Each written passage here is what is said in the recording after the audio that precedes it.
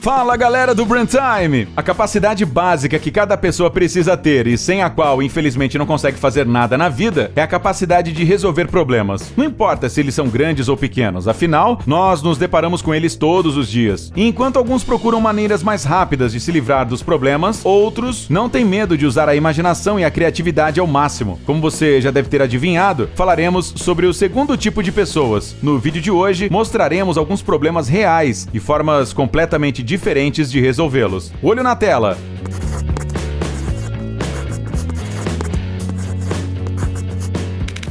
Reparo de vários objetos.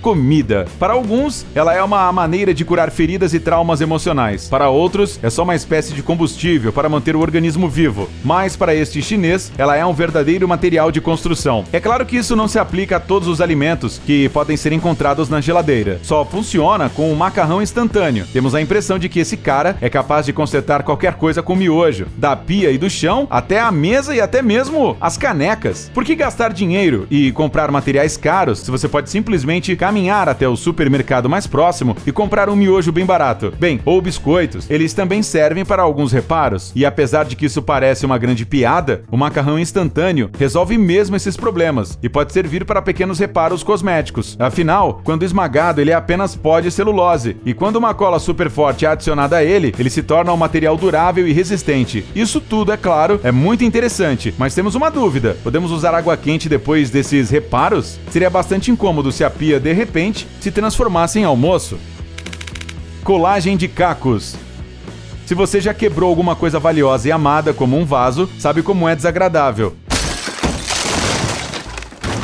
Muito provavelmente, após este incidente, a coisa teve que ser jogada fora. Afinal, mesmo que ela fosse colada, ela não seria mais tão bonita quanto antes. As pessoas costumam pensar assim em todo mundo, menos no Japão. Os japoneses são capazes de ver a beleza mesmo em coisas quebradas. E foi aqui no Japão que nasceu a arte da restauração de produtos cerâmicos, chamada kintsugi. Os artesãos que dominam essa técnica colam os fragmentos com um composto especial. Eles misturam laca com pó de ouro, prata ou platina. Em vez de aplicar uma camada fina e imperceptível dessa mistura, eles a aplicam em abundância. Tudo para que, quando o adesivo secar, ele seja claramente visível. Surge assim uma coisa linda e única, a qual, além de tudo, tem uma moral filosófica. As quebras e as rachaduras são parte da história do objeto. Por isso, você não precisa jogar fora imediatamente uma coisa danificada. O kintsugi ensina a aceitar falhas e imperfeições, apreciá-las e enfatizá-las. Afinal, elas podem se transformar em coisas únicas. Se você pensar sobre isso, essa abordagem pode ser aplicada não só às coisas materiais.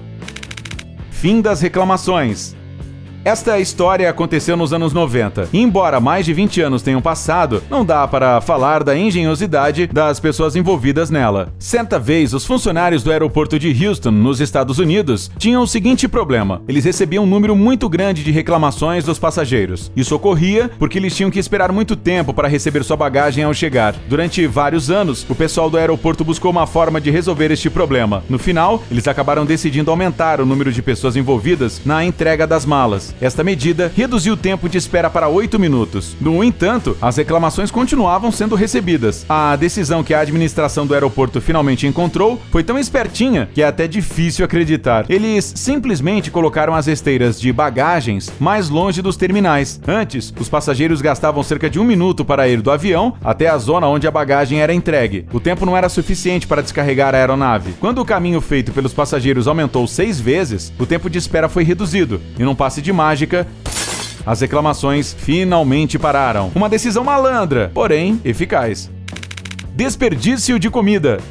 Hoje em dia, existem pessoas no mundo que sofrem de fome e desnutrição. Isso ocorre na era da alta tecnologia, quando a internet, robôs e a maioria de nós vivem a uma curta distância dos supermercados. Para todos nós, parece que o problema da fome está em um lugar muito distante, em países menos desenvolvidos. No entanto, este chefe de Toronto, chamado Jagger Gordon, ficou surpreso quando soube o quão perto a fome estava de sua casa. Os olhos do homem finalmente se abriram quando sua filha voltou de uma noite na casa de uma amiguinha, onde nenhuma das crianças foi alimentada com o café da manhã. Não porque os pais da amiga fossem avaros. O que aconteceu foi que a geladeira deles estava vazia e eles quase não tinham dinheiro suficiente para a comida. Para Jagger, que sempre teve comida à vontade toda a sua vida, esta situação parecia absurda e tornou-se ainda mais absurda quando ele percebeu quanta comida a indústria alimentícia joga no lixo todos os dias. É incrível que ninguém tenha realmente tentado lidar com esse problema, embora a solução estivesse bem óbvia todo esse tempo. Felizmente, foi o herói do nosso vídeo, o Jagger Gordon, que chamou a atenção para ele e criou uma loja especial. Toda a comida aqui é absolutamente normal e comestível. Sua única desvantagem é que não é super fresca ou então foi danificada durante o transporte. Tais produtos são considerados defeituosos em restaurantes, lojas, oficinas industriais e até mesmo em algumas casas. Às vezes, as empresas podem rejeitar até mesmo um pepino fresco, absolutamente normal, só porque ele tem o tamanho errado. Normalmente esses produtos são descartados, mas agora há outra opção, essa loja. Aqui, comidas assim são vendidas por quase nada e até mesmo as pessoas mais pobres podem pagar por ela. Qualquer um pode doar produtos para esta loja e há também empresas que entregam a comida defeituosa diretamente em casa.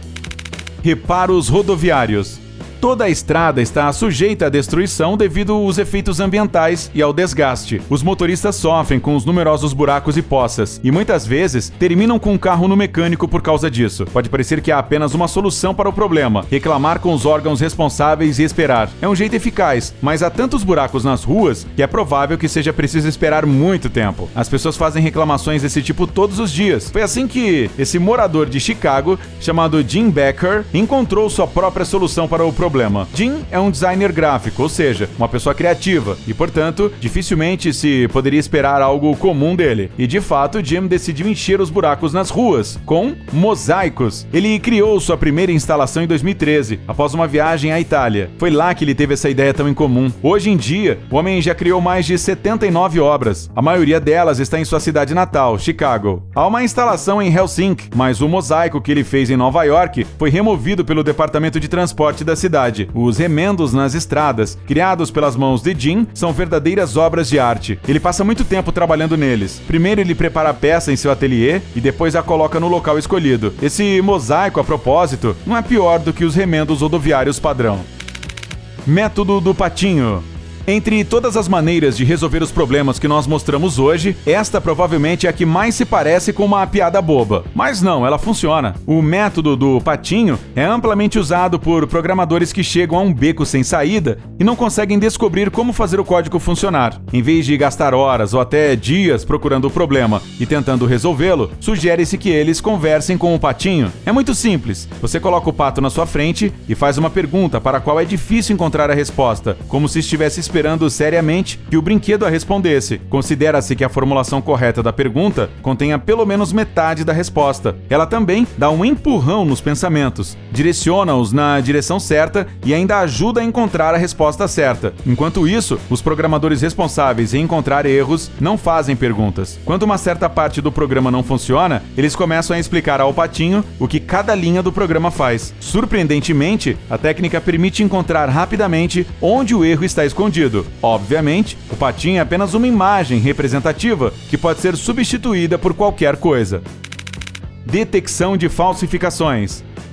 Artistas que não são muito honestos têm aprendido a desenhar cópias de pinturas de grandes mestres tão habilmente que é quase impossível distinguir uma peça falsa de uma original. Não é de surpreender que os historiadores envolvidos na determinação da autenticidade das pinturas quebrassem a cabeça em busca de uma solução para o problema. A saída mais óbvia era trabalhar com mais cuidado, realizar mais testes, examinar cada milímetro da imagem sob o microscópio e até fazer raios X. No entanto, estes numerosos métodos não eram suficientes para dar uma garantia absoluta, até que se descobriu que era possível determinar a autenticidade das pinturas com precipitação radioativa. Reconhecemos que parece um pouco louco, mas o que fazer? É um método bastante incomum. Ele só funciona com pinturas feitas em um determinado período, mas isso não o torna menos original, porque entre 1945 e 1963, a era nuclear atingiu seu auge. No entanto, de 1945, aconteceu a primeira e última explosão de uma bomba atômica. Nos 18 anos seguintes, as nações nucleares produziram um total de cerca de 550 explosões, e somente em 1963